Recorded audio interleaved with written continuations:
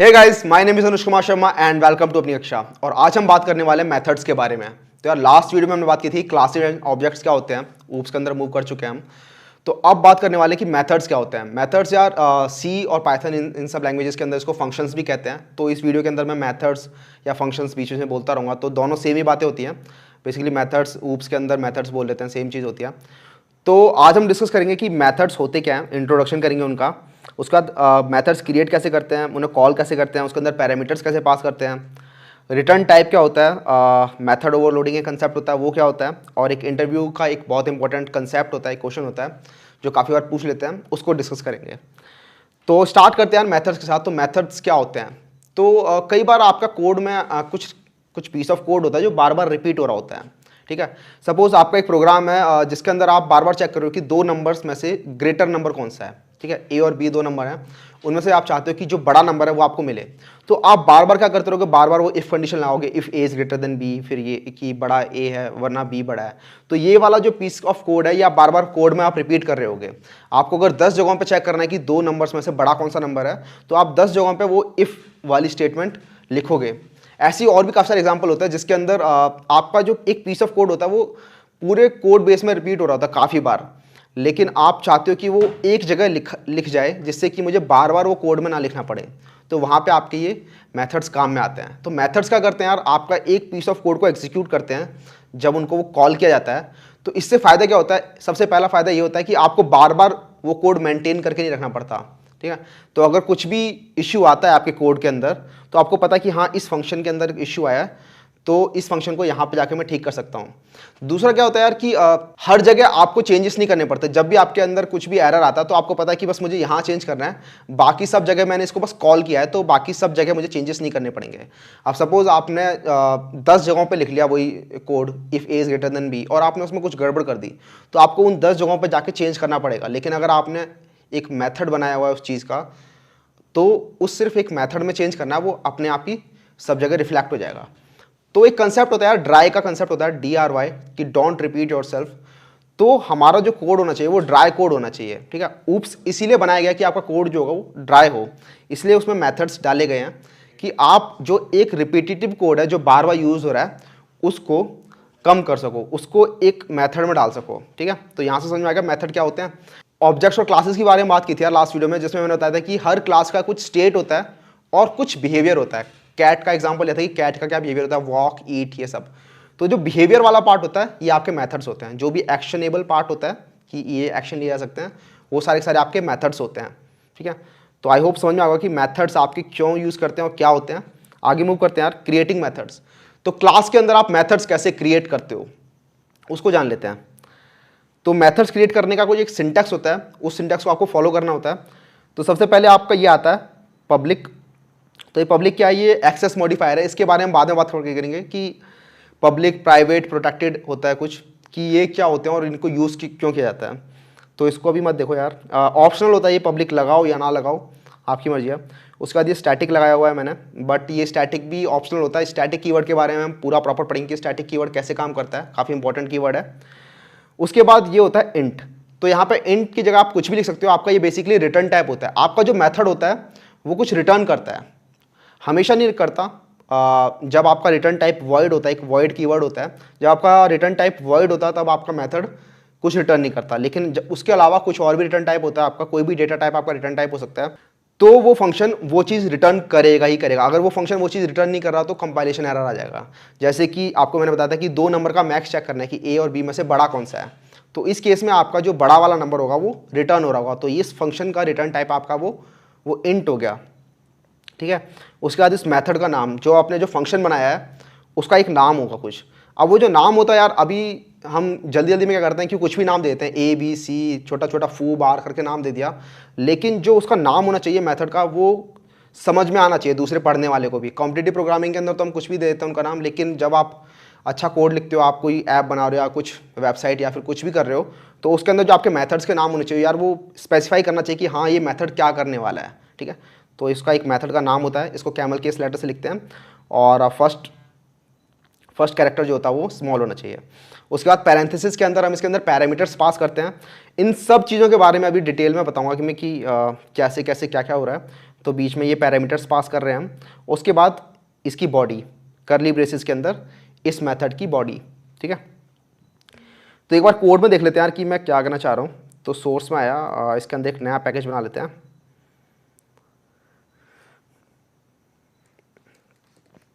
Methods, ठीक है। तो एक क्लास बनाते हैं, इंट्रोडक्शन।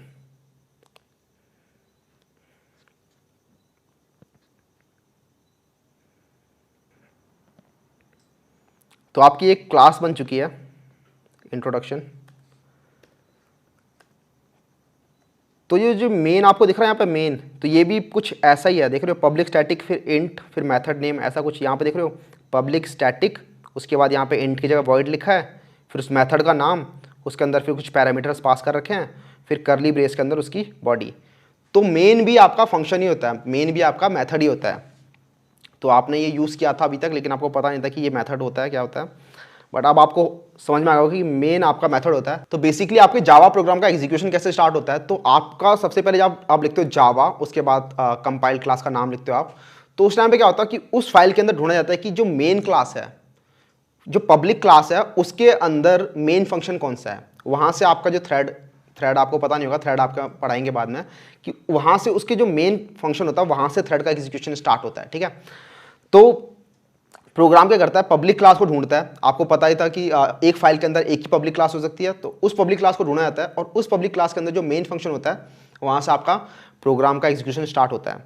तो यहाँ पर ये पब्लिक क्लास है, आप जितनी मर्जी क्लासेस बना सकते हो, बट पब्लिक क्लास एक ही होगी। उस पब्लिक क्लास के अंदर जो मेन मेथड होगा वहाँ से आपका एग्जीक्यूशन स्टार्ट होगा, ठीक है। और वो मेन मेथड कैसा होना चाहिए, उस मेन मेथड का जो सिग्नेचर होना चाहिए, मतलब कि उस मेन मेथड, वो मेन मेथड क्या पैरामीटर्स एक्सेप्ट कर रहा है और क्या रिटर्न कर रहा है, वो बिल्कुल एग्जैक्ट यही होना चाहिए, ठीक है। उसका रिटर्न टाइप वॉइड होना चाहिए और उसके जो इनपुट में आ रहा है उसके इनपुट में स्ट्रिंग का एरे आना चाहिए, ठीक है। तो इस मेन फंक्शन को ढूंढा जाता है और इससे आपका प्रोग्राम स्टार्ट होता है। तो ये था आपका मेन फंक्शन। अब आप एक अपना खुद का एक फंक्शन बना के देख लेते हैं कि अपना खुद का फंक्शन कैसा होता है, अपना खुद का एक मेथड कैसा होता है। तो अभी बात की थी आपसे कि दो नंबर्स को चेक करना है कि कौन सा नंबर बड़ा है, वो रिटर्न करना है। तो आपको अगर 3-4 बार यही कोड करना है कि आपके दो नंबर में से बड़ा कौन सा नंबर है, ये आपको चेक करना है बार बार, तो आप क्या करोगे, उस पीस ऑफ कोड को एक मेथड में डाल दोगे। तो सबसे पहले बताया था इंट, ठीक है, रिटर्न टाइप, क्योंकि ये जो फंक्शन है ये एक इंटीजर रिटर्न करने वाला है कि बड़ा नंबर कौन सा है ये रिटर्न करने वाला है, इंट, ठीक है, रिटर्न टाइप। उसके बाद इस फंक्शन का कुछ एक अच्छा सा नाम जिससे पता चले कि ये फंक्शन करने क्या वाला है, ये मेथड करेगा क्या। तो इंट मैक्स ऑफ, ठीक है, तो इंट ए इंट बी। अच्छा, तो यहाँ पे ये एरर आ रहा है कि ये कह रहा है कि the method must return type int. तो ये मेथड अभी कुछ रिटर्न नहीं कर रहा, तो यहाँ पे कंपाइल टाइम एरर आ रहा है, आपको ये आईडी कंपाइल टाइम एरर दे रही है। तो फिलहाल के लिए इसको बोल देते हैं यार तो खुश रह ले, रिटर्न 0 फिलहाल के लिए, इसको हम चेंज करेंगे अभी, ठीक है। तो अभी मैंने क्या किया, तो सबसे पहले तो आपका आता है रिटर्न टाइप। रिटर्न टाइप लगाना आपका जरूरी होता है, रिटर्न टाइप आपको कंपलसरी लगाना ही लगाना है। अगर आप चाहते हो कि आपका फंक्शन कुछ रिटर्न नहीं कर रहा, सिर्फ कुछ प्रिंट कर रहा है या कुछ एग्जीक्यूशन कर रहा है, कुछ रिटर्न नहीं कर रहा, तो उस केस में आप इंट नहीं लिखोगे, यहाँ पे लिखोगे वॉइड, ठीक है। वॉइड एक रिटर्न टाइप होता है जो कुछ रिटर्न नहीं करता। तो मैंने यहाँ पे वॉइड लिखा, तो यहाँ पे फिर से कंपाइल टाइम एरर आ गया, ये कह रहा है void method can not return a value. तो आप चाहो तो सिंपली यहाँ पे लिख दोगे रिटर्न और उसके बाद सेमीकोलन, कि बस यहाँ पे आपका प्रोग्राम का एग्जीक्यूशन खत्म हो जाएगा, या फिर आप रिटर्न मत लिखो, एक ही बात है। तो रिटर्न लिखना या ना लिखना एक ही बात है। बेसिकली रिटर्न लिख दिया तो उसके नीचे की जितनी भी लाइंस होंगी वो सारी एग्जीक्यूट नहीं होंगी। रिटर्न तब लिखा जाता है जब आपका प्रोग्राम खत्म हो गया, मतलब अब आपका प्रोग्राम कुछ बचा ही नहीं उसके अंदर कुछ एग्जीक्यूट होने के लिए। तो अगर सारी लाइन्स ही खत्म हो गई तो वहाँ पर रिटर्न लिखने का कुछ मतलब नहीं बनता। तो वॉइड फंक्शन कुछ रिटर्न नहीं करता, सिंपल है। इसको इंट करते हैं, तो इंट अब कुछ ये रिटर्न करेगा। तो अब लॉजिक क्या है कि ए और बी में से आपको पता लगाना है कि कौन सा बड़ा नंबर है। तो उसके बाद लॉजिक क्या होता है कि if A is greater than B, return A, else return B. तो अगर A is greater than B, अगर ए बड़ा है बी से तो ए रिटर्न करो, अगर ऐसा नहीं है तो बी रिटर्न कर दो, ठीक है। यह आपका छोटा सा फंक्शन है। लेकिन अगर सपोज आपका ये जो मेन फंक्शन है इसके अंदर आपको 3-4 बार लिखना होता कि ए बी में से बड़ा कौन सा है, सी डी में से बड़ा कौन सा है, तो आपको बार बार ये जो लाइन्स हैं, ये 4 लाइन्स, ये बार बार आपको लिखनी पड़ती हैं। कुछ बच्चे बोलेंगे भैया ये 4 लाइन्स को मैं एक लाइन में कर दूंगा, तो फिर मतलब ऐसे return A is greater than B, अगर A is greater than B तो ए वरना बी, ठीक है, एक लाइन में भी होगा। लेकिन ये आपका वो नहीं था, मतलब मोटिव नहीं था। कई बार आपकी 50-50 लाइन के कोड होते हैं जो रिपीट हो रहे होते हैं, उस केस में वहाँ पे काम में ज़्यादा आते हैं ये, ठीक है। और साथ में कोड आपका नीट हो जाता है काफ़ी ज़्यादा अगर आप मेथड यूज़ कर रहे होते हो तो ये आपका 4 लाइन से मैंने एक लाइन में कन्वर्ट कर दिया। ऐसा करते हैं, इसको 4 लाइन में रहने देते हैं यार, ठीक है। तो अब ये तो हो गया कि मेथड्स कैसे बनाते हैं। तो मेथड्स बनाने के लिए कुछ नहीं, आपको रिटर्न टाइप बताना है, उस मेथड का नाम बताना है, पैरेंथेसिस के अंदर बताना है कि ये आर्ग्यूमेंट क्या क्या लेने वाला है। जो आर्ग्यूमेंट्स होंगे उनको आप कॉमा से सेपरेट कर सकते हो। अगर आपको कुछ आर्ग्यूमेंट पास नहीं करने तो यहाँ पे आप कुछ आर्ग्यूमेंट पास मत करो, ये कुछ भी आर्ग्यूमेंट एक्सपेक्ट नहीं करेगा। तो ये तो था यार आपका कि मेथड कैसे बनाते हैं। अब इस मेथड को कॉल कैसे करना है वो देख लेते हैं। तो सपोज आपके पास 2 नंबर थे, लेट्स से फर्स्ट नंबर था आपका 34 और एक सेकंड नंबर था 23, और आप चाहते हो कि इन दोनों में से बड़ा कौन सा है वो आप पता लगाना चाहते हो। तो आप क्या करोगे कि int result equals to max of, इसमें पास कर दोगे नंबर्स अपने।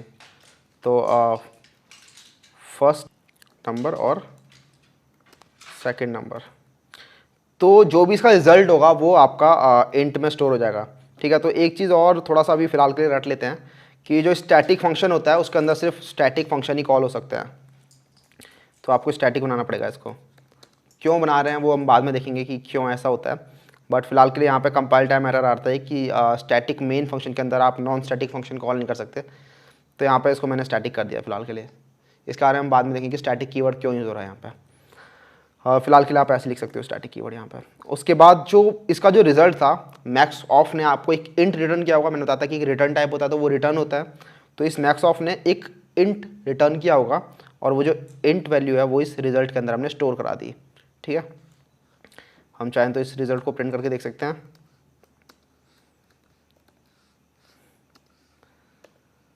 तो ये रिजल्ट यहाँ पे आपका प्रिंट हो रहा है। इस प्रोग्राम को अगर हम रन करेंगे तो यहाँ पे 34 प्रिंट हो गया, देख रहे हो।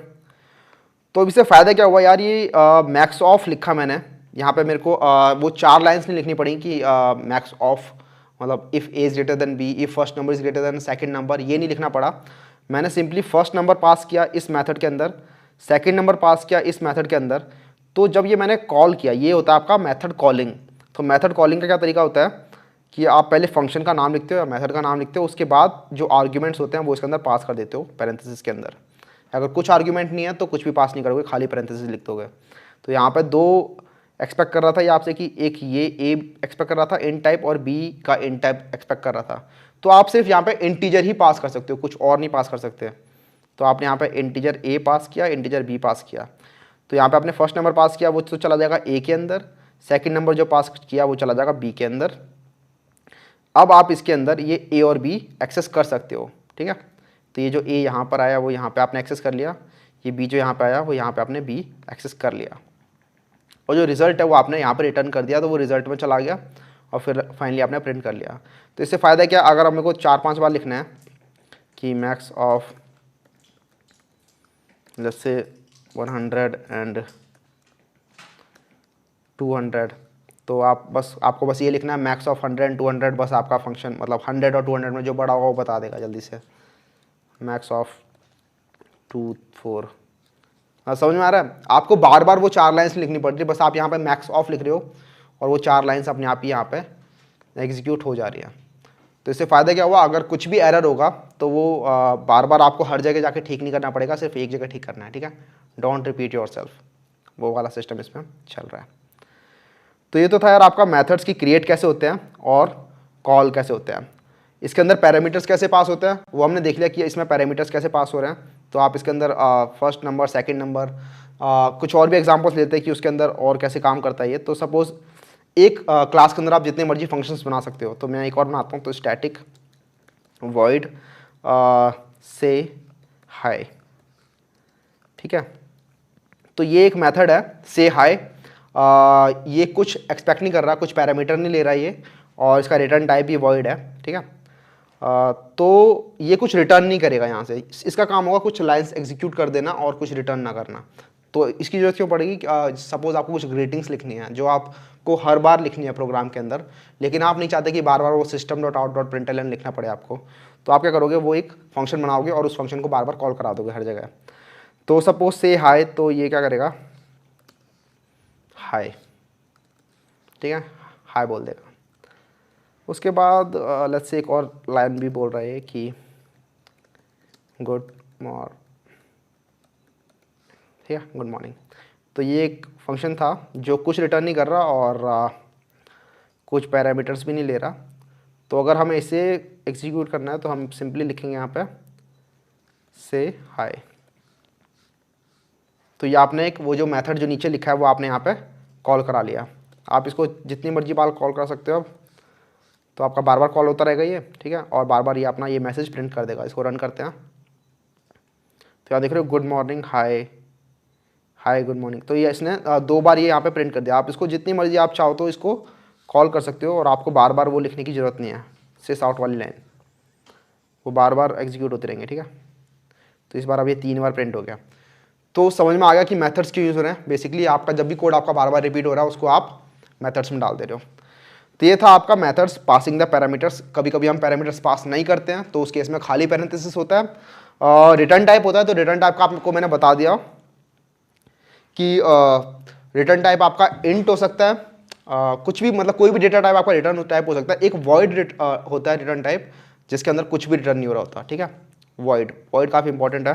कई बार आपका जो फंक्शन होता है वो कुछ रिटर्न नहीं कर होता, जैसे से हाई के अंदर कुछ रिटर्न नहीं होता, तो वहाँ पे आपका जो रिटर्न टाइप है वो होगा वॉइड। अब बात कर लेते हैं मेथड ओवरलोडिंग के बारे में। तो मेथड ओवरलोडिंग क्या होता है? तो यहाँ पे लिखा है when a class has 2 or more methods by the same name but different parameters it is known as method overloading. तो एक क्लास के अंदर यार एक फंक्शन जो नाम है आपका, जो जैसे मैंने यहाँ पे फंक्शन बनाया मैक्स ऑफ, तो इस नाम का सिर्फ एक ही फंक्शन आप बना सकते हो एक क्लास के अंदर। अगर आप 2-3 बनाओगे तो आप उसको समझ नहीं आएगा कि कौन सा वाला कॉल करूँ मैं, ठीक है। कि अगर आपने 3-4 मैक्स ऑफ बना दिए तो उसको समझ नहीं आएगा कि कौन सा वाला मैक्स ऑफ कॉल करूँ। लेकिन कब तक? जब तक उसके अंदर जो पैरामीटर्स आप पास कर रहे हो बेसिकली वो अलग अलग नहीं है, ठीक है। सपोज आपने इंट ए बी वाला एक बना दिया यहाँ पे और दूसरा भी फिर से आपने बना दिया सेम नाम से, मैक्स ऑफ नाम से, जो इंट सी और इंट डी ले रहा है, ठीक है। तो अब ये बोलेगा भाई कि दोनों जगहों पे एरर आ रहा है। देख रहे हो क्या कह रहा है ये? Duplicate method max int int. तो ये कह रहा है कि एक क्लास के अंदर आपने डुप्लीकेट मेथड बना दिया है, ठीक है। तो यार एक मेथड का एक सिग्नेचर होता है। सिग्नेचर का मतलब क्या होता है कि वो मेथड के अंदर जो पैरामीटर्स हैं वो कितने हैं और किस किस टाइप के हैं। तो बेसिकली एक क्लास के अंदर 2 मेथड्स सेम नाम के विद सेम सिग्नेचर्स नहीं हो सकते। तो यहाँ पे आप देख रहे हो 2 मेथड्स हैं मैक्स ऑफ सेम नाम के हैं और उनका सिग्नेचर भी सेम है। कैसे? कि दोनों का जो रिटर्न टाइप है, सॉरी, जो दोनों के जो पैरामीटर्स हैं वो सेम है, देख रहे हो, और सेम नंबर्स हैं और सेम टाइप के हैं, इंट टाइप के हैं। लेकिन सपोज मैं दोनों के रिटर्न टाइप को सॉरी दोनों के पैरामीटर्स को अलग कर देता हूँ, यहाँ पे इंट सी इंट डी ना करके इंट सी और फ्लोट डी कर देता हूँ। तो जैसे ही मैंने यहाँ पे इनके सिग्नेचर्स अलग अलग किए, यहाँ पे 2 इंट है यहाँ पे, लेकिन एक इंट है एक फ्लोट है, या मतलब कुछ भी कर सकते हो आप यहाँ पे। सपोज आपने एक पैरामीटर उड़ा दिया यहाँ से, तो ये सब आपका अलाउड है। ये जो यहाँ पे एरर आ रहा है वो एरर कह रहा है कि रिटर्न स्टेटमेंट का है इसके अंदर, आपने लिखा तो इंट है लेकिन रिटर्न कुछ नहीं कर रहे हैं। तो लेट्स से इसको मैं अवॉइड कर देता हूँ। तो वो जो एरर आ रहा था, जो वार्निंग आ रही थी, वो चली गई है। ओके, तो मेथड ओवरलोडिंग क्या होती है? यहाँ पे आपको मैंने लिखा है कि when a class has 2 or more methods by the same name but different parameters, उसको मेथड ओवरलोडिंग कहते हैं। तो यहाँ पे देख लो मैंने मैक्स ऑफ नाम का एक फंक्शन यहाँ बनाया है, एक फंक्शन यहाँ पे बनाया है। तो अब जो कंपाइलर होगा, कंपाइल टाइम पर जब इसको प्रोग्राम को आप रन कर रहे होगे तो उसको पता होगा कि कौन सा वाला जो मेथड है वो कॉल करना है। कंपाइल टाइम पे पता होगा कि अच्छा इसको अब ये वाला मेथड कॉल करना है, ये वाला मेथड कॉल करना है। अगर दोनों के जो पैरामीटर्स होते वो सेम होते, सपोज दोनों के इंट वाले पैरामीटर होते, तो उसे समझ नहीं आता कि मुझे इस वाले मेथड को कॉल करना है मैक्स ऑफ या फिर इस वाले मेथड को कॉल करना है। लेकिन अब क्या होगा, मैं ये सारा कोड एक बार उड़ा देता हूँ जो भी लिखा है मैंने, से हाय भी उड़ा देते हैं। तो यहाँ पे मैंने यहाँ लिखा मैक्स ऑफ, तो ये क्या करेगा, ये वो वाला मैक्स ऑफ वाला फंक्शन उठाएगा जिसके अंदर दो पैरामीटर्स हैं और दोनों के दोनों इंट टाइप करें। तो ये वाला जो फंक्शन है बेसिकली इसको उठाएगा ये। लेकिन अगर मैं कहीं पर लिख देता हूँ कि मैक्स ऑफ, यहाँ लिखता हूँ 5, तो अब यहाँ पे क्या होगा, अब ये वो वाला फंक्शन उठाएगा जिसके अंदर एक फ्लोट वैल्यू पास हो रही है, ठीक है, ये 5 आपकी फ्लोट वैल्यू है, तो उस केस में ये वाला फंक्शन कॉल होगा। आप एक और चीज़ कर सकते हो, आप कमांड क्लिक करो, मतलब कमांड पे होल्ड करो और कमांड या फिर कंट्रोल विंडोज़ में, उसके बाद आप इस पर होवर करोगे तो यहाँ पर देख रहे हो, इस पर क्लिक कर सकते हो आप। इस पर क्लिक करोगे तो आप उस फंक्शन की डिक्लेरेशन पे पहुँच जाओगे।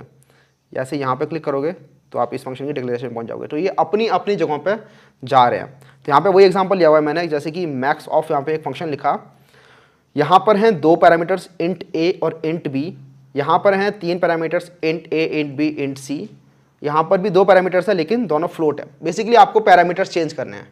अगर यहाँ पे दो इंट है तो यहाँ पे एक इंट एक फ्लोट, मतलब कुछ भी हो सकता है, दो इंट वाले दोबारा यूज़ नहीं होंगे, ठीक है, सिंपल सी बात ये है। और हाँ, एक और बात, ये जो रिटर्न टाइप है ये आपके सिग्नेचर में काउंट नहीं होते। तो अगर आप बोलोगे भैया कि एक बनाऊंगा मैं इंट मैक्स ऑफ जो दो इंट ले रहा है लेकिन रिटर्न कर रहा है इंट, और एक बनाऊंगा मैं एक बनाऊंगा मैक्स ऑफ जो दो इंटीजर ले रहा है लेकिन उसका रिटर्न टाइप है से लेट्स से वॉइड, तो वो सिग्नेचर में काउंट नहीं होगा, वो अभी भी वहाँ पे कंपाइल टाइम एरर आएगा आपका।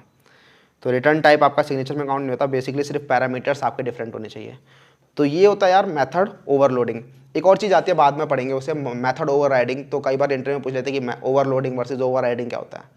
तो ओवरराइडिंग बाद में पढ़ेंगे, तब आपको ठीक से समझ आया कि ओवरराइडिंग क्या होता है। फिलहाल ओवरलोडिंग समझ में आ गया होगा, ठीक है। तो यार एक क्वेश्चन जो काफी बार पूछा जाता है इंटरव्यूज के अंदर जावा से रिलेटेड, कि इस जावा पास बाय वैल्यू और पास बाय रेफरेंस, तो इसके अंदर काफी ज्यादा कंफ्यूजन होती है, क्योंकि प्रिमिटिव डेटा टाइप्स के अंदर आपको लगता है कि पास बाय वैल्यू है, लेकिन जब नॉन प्रिमिटिव की बात आती है, क्लासेस की बात आती है, तो वहाँ पर लगता है कि पास बाय रेफरेंस है।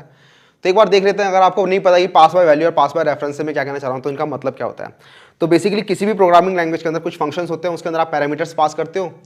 तो वो पैरामीटर्स पास करने के दो तरीके होते हैं, यू कैन इधर पास बाय वैल्यू और पास बाय रेफरेंस, ठीक है। तो पास बाय वैल्यू का मतलब क्या होता है, तो पास बाय वैल्यू का मतलब यहाँ पे लिखा हुआ था, method parameter values are copied to another variable and then the copied object is passed. इसका मतलब क्या है कि जब आपने उसको पास किया, उस पैरामीटर को पास किया, तो उस पैरामीटर के अंदर जो वैल्यूज हैं वो कॉपी होंगी एक दूसरे वेरिएबल के अंदर और वो वैल्यू पास ऑन हो जाएंगी, ठीक है। तो अगर आप समझोगे तो यहाँ पे मैं क्या कहना चाह रहा हूँ कि, तो एक ये मेमोरी है, इसके अंदर एक इंट ए करके कुछ एक वेरिएबल है, ठीक है, इंट ए। तो इसने मेमोरी के अंदर कुछ जगह ले रखी होगी, ठीक है, और उस जगह के अंदर इसने कुछ वैल्यू डाल रखी होगी, लेट्स से 25 डाल रखी है।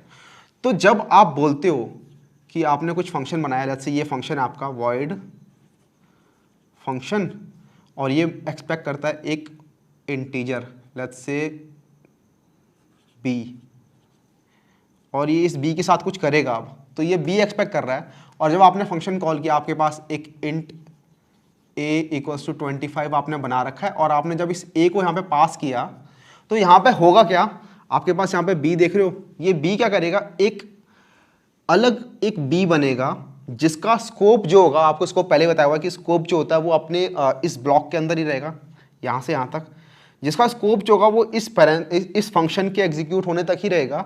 एक नया वेरिएबल बनेगा मेमोरी के अंदर। तो इसके अंदर क्या होगा कि जो बी वाला एक नया वेरिएबल बनेगा और इसके अंदर जो ए की जो वैल्यू थी वो पास ऑन हो जाएगी। तो मतलब इसकी वैल्यू क्या थी, 25 थी, तो ये वैल्यू 25 यहाँ पास ऑन हो गई। तो यहाँ पे एक ए अलग पड़ा हुआ है, बी अलग पड़ा हुआ है, और इसकी वैल्यू जो है वो यहाँ पास हो गई। तो अब आप इस बी के साथ कुछ भी करोगे, लेट्स से बी को आपने 25 से हटा के 10 कर दिया यहाँ पे, तो अभी भी जो आप जो वैल्यू चेंज कर रहे हो वो बी की वैल्यू चेंज कर रहे हो, ठीक है। बी एक अलग मेमोरी में बन चुका है, इसकी वैल्यू इसके अंदर पास ऑन हो चुकी है, एक डुप्लीकेट बन चुका है, ठीक है। तो ये होता है पास बाय वैल्यू। तो अगर आप इस बी के अंदर कोई भी चेंजेस करते हो तो वो इस बी तक ही रिस्ट्रिक्ट होंगे, वो इस ए में आपके रिफ्लेक्ट नहीं होंगे। तो अगर आप यहाँ पे ए को प्रिंट भी करोगे बाद में, तो ए आपका अभी भी 25 ही प्रिंट होगा, ए आपका चेंज नहीं हुआ। जबकि आपने यहाँ पे बी इक्वल टू 10 किया तो ये बी चेंज हो गया, लेकिन ए अभी भी आपका 25 का 25 ही है।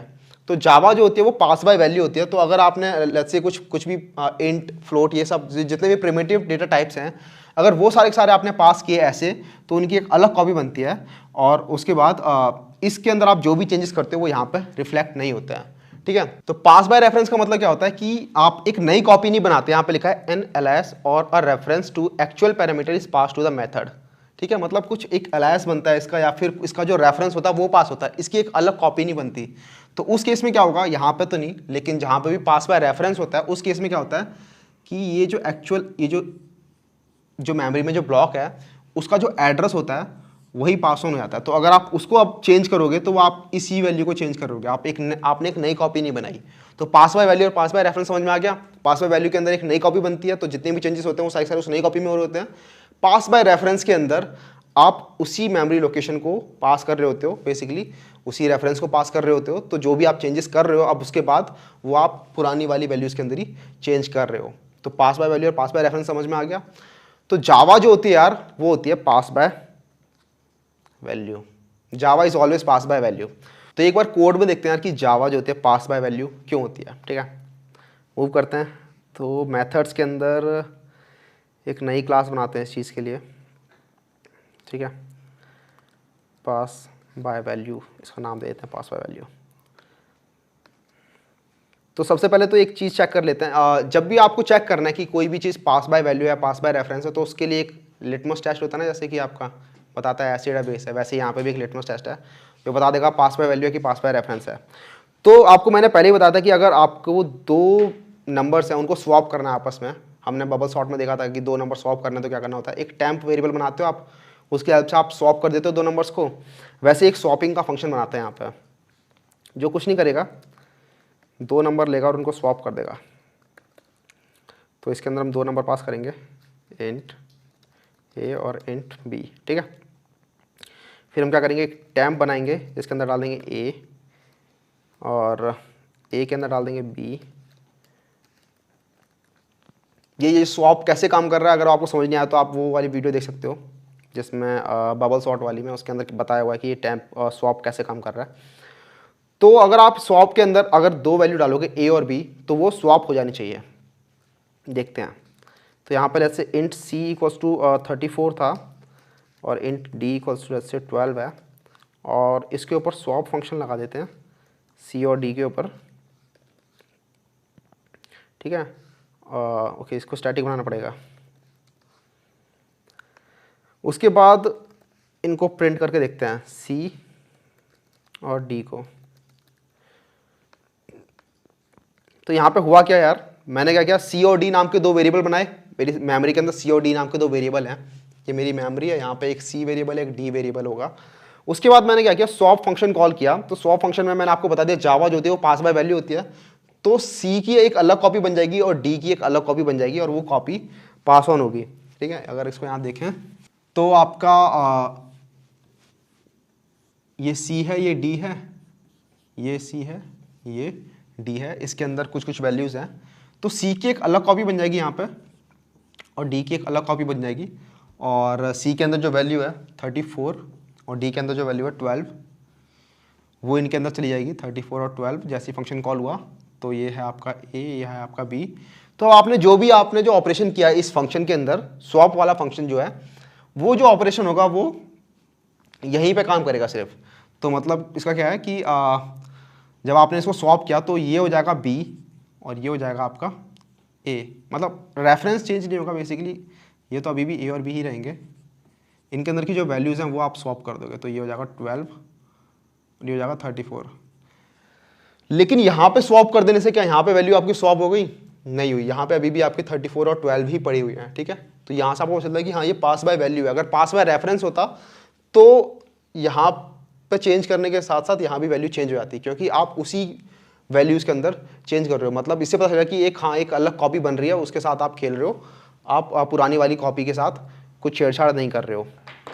अगर इसे हम रन करते हैं तो देखते हैं अभी भी सी और डी की वैल्यू क्या है, सी की वैल्यू है 34 और डी की वैल्यू है 12। ठीक है, तो यहाँ से आपको पता चलता है कि हाँ ये पास बाय वैल्यू है। तो बेसिकली ये तो था यार आपका प्रिमिटिव डेटा टाइप वाला केस, लेकिन कई बार आपके नॉन प्रिमिटिव डेटा टाइप होते हैं उनको पास करते हो आप, तो देखते हैं थोड़ा वहाँ पर बच्चे कन्फ्यूज होते हैं। तो लेट्स से एक क्लास बनाता हूँ मैं, तो एक क्लास यहाँ बना लेता हूँ। क्लास बनाई मैंने डॉग। ठीक है, डॉग क्लास बनाई, उसके अंदर एक int A equals to int A करके, उसके अंदर एक इंट ए नहीं, लेट्स से लेग्स कह लेते हैं। ठीक है, तो डॉग क्लास है, उसके अंदर एक लेग्स करके एक स्टेट है उसकी कि इसके अंदर कितने डॉग से कितने लेग्स हो सकते हैं। ओके, तो ये सी और डी फिलहाल के लिए मैं यहाँ से हटा देता हूँ, ठीक है। इनको मैंने वो कर दिया, कमेंट कर दिया। तो एक दूसरा स्वैप फंक्शन आता है जो कि इस बार डॉग एक्सपेक्ट करेगा। तो यहाँ पे ओवरलोडिंग हो रही है, dog A and dog B. तो ये डॉग्स को स्वैप करेगा। तो डॉग को स्वैप करना है तो आपको यहाँ पे इंट नहीं बनाना पड़ेगा, उसको डॉग बनाना पड़ेगा। Dog temp equals to A equals to B and B equals to temp, ठीक है। और आपने यहाँ पे 2 डॉग बना लिए, dog C equals to new dog and dog D equals to new dog, ठीक है। ये 2 डॉग बन गए आपके। अब यहाँ पे आपने स्वैप कॉल कर दिया, सी एंड डी पास कर दिया आपने यहाँ पे। उसके बाद आपको चेक करना क्या ये अभी स्वैप हुए या नहीं हुए। तो उसके लिए आप क्या करोगे, सी के लेग्स बोल दोगे कि सी के जो लेग्स थे 4 थे और डी के जो लेग्स थे लेट्स से 3 थे। तो स्वैप करने के बाद जो सी और डी के जो लेग्स थे वो मतलब स्वैप हो जाएंगे, तो इनके लेग्स भी स्वैप हो जाएंगे। अगर मैं यहाँ पे प्रिंट करूँगा C dot legs and D dot legs, तो यहाँ भी सेम केस होना चाहिए जैसा पहले हुआ था, और वही होगा भी। इसको हम रन करेंगे तो सी के लेग अभी भी 4 हैं और डी के लेग अभी भी 3 हैं। तो यहाँ पे क्या हुआ, तो यहाँ अब थोड़ा चेंज आ जाएगा। जब आपकी प्रिमिटिव डेटा टाइप्स की बात होती है तो आपकी एक नई कॉपी बनती है और वो पास हो रहा होता है। लेकिन जब नॉन प्रिमिटिव डेटा टाइप की बात होती है, बेसिकली क्लास की बात हो रही होती है, वहाँ भी पास बाय वैल्यू ही होता है। लेकिन जो चीज़ पास हो रही होती है वो एक्चुअली उस ऑब्जेक्ट का रेफरेंस पास हो रहा होता है, ठीक है। ये थोड़ी डाइजेस्ट करने वाली बात है कि ये एक डॉग था, ये एक डॉग था जो मैंने इनिशियली बनाया था, ठीक है। ये सी डॉग है और ये डी डॉग है। तो जब मैंने इनको पास किया फंक्शन के अंदर, तो मैंने एक्चुअली क्या पास किया, मैंने इस का जो रेफरेंस है वो पास कर दिया। तो इसका रेफरेंस था ये, ऐसे ही ए के अंदर ये रेफरेंस पास हो जाएगा, ठीक है, और बी के अंदर ये रेफरेंस पास हो जाएगा। तो जावा जो होती है वो पास बाय वैल्यू होती है, बट जब नॉन प्रिमिटिव डेटा टाइप्स की बात हो रही होती है तो उस केस में जो वैल्यू पास होती है वो एक्चुअली उस ऑब्जेक्ट का रेफरेंस पास हो रहा होता है, ठीक है। तो अब क्या होता है, अब ए है ये, बी है ये, आपने क्या किया, टैम्प बनाया, ठीक है, और टैम्प को बोल दिया आपने ए, फिर ए को बोल दिया आपने बी और बी को बोल दिया आपने टैम्प। तो आपने क्या किया, ए का रेफरेंस अब ये नहीं रहा, अब आपने इसका ए का रेफरेंस ये कर दिया और बी का रेफरेंस आपने ये कर दिया। अपने फंक्शन के अंदर आपने रेफरेंस एक्सचेंज कर दिए, ठीक है। अपने फंक्शन के अंदर तो आपने रेफरेंस एक्सचेंज कर दिए, लेकिन सी का रेफरेंस तो अभी भी ये वाला ऑब्जेक्ट और डी का रेफरेंस तो अभी भी यही पुराना वाला ऑब्जेक्ट है। तो जब आप इनको प्रिंट करते हो तो इनका रेफरेंस अभी भी अपनी अपनी जगह पर ही है, ठीक है। तो सी और डी अभी भी वही वाले ऑब्जेक्ट को ही रेफरेंस कर रहे हैं। आपने बेसिकली ए और बी जो नए आपने वेरिएबल्स बनाए थे उनके रेफरेंस को चेंज कर दिया है। तो आई होप यहाँ से आपको समझ में आएगा कि हाँ भाई ये कैसे पास बाय वैल्यू हो रहे हैं। एक और चीज़ आपको पता चल गया कि यहाँ पे एक नई कॉपी नहीं बन रही है, तो आप इस रेफरेंस से भी इस वैल्यू को चेंज कर सकते हो। तो वो पुरानी वाली वैल्यू ही चेंज होगी। जैसे यहाँ पे नई कॉपी बन रही है तो आप इनको चेंज कर रहे हो तो पुरानी वाली वैल्यू को कुछ फर्क नहीं पड़ रहा ना, लेकिन यहाँ फर्क पड़ेगा क्योंकि आप इसके जो रेफरेंस है उसकी वैल्यू पास कर रहे हो। तो बेसिकली यार मैं क्या कहना चाहता हूँ कि सपोज आपने एक फंक्शन बनाया जिसके अंदर आप वैल्यू चेंज कर रहे हो, ठीक है, ऑब्जेक्ट की वैल्यू चेंज कर रहे हो, तो वो वैल्यू जो चेंज होगी वो एक्चुअल जो आपने ऑब्जेक्ट पास किया था उसके अंदर भी रिफ्लेक्ट होगी। एक जैसे एक फंक्शन आता है स्टैटिक वॉइड चेंज डॉग करके, इसके अंदर डॉग पास करते हैं। तो अगर हम अब इस डॉग की जो लेग्स हैं, लेट्स से ये कोई अलग ही टाइप का डॉग है, म्यूटेट हो चुका है, इसके लेग्स हैं अगर 6 हो गए, तो अब क्या होगा, ये जो मैंने डॉग पास किया है ना, इसका अब इसको रेफरेंस मिल चुका है, ठीक है, ये डॉग जो पास हुआ है, तो ये जो वैल्यू जो चेंज होगी ये इस वाले डॉग की वैल्यू चेंज होगी। इसको हम कॉल करके देखते हैं। तो ये जो सॉप वाला है इसको अगर हम हटा देते हैं फिलहाल के लिए, ठीक है, इसको मैं हटा देता हूँ।